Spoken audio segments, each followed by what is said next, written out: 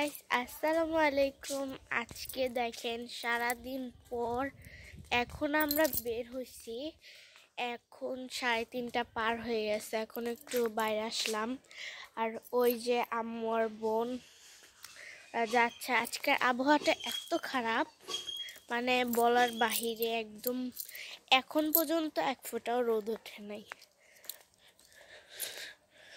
তো আমরা কখন বাইর হয়েছি, আর এই যে সোয়েটার পরে বাইর হইতে হয়েছে।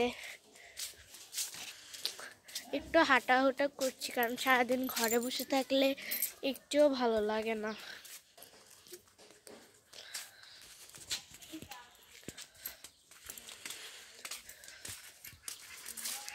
সো গাইস, আমার নিউ ব্লগগুলো কিন্তু আপলোড হয়ে গেছে। তোমরা অবশ্যই আমার চ্যানেল থেকে দেখে যাবে। আর ওই যে আমার বোন, আজকের জন্য এইটুকুই।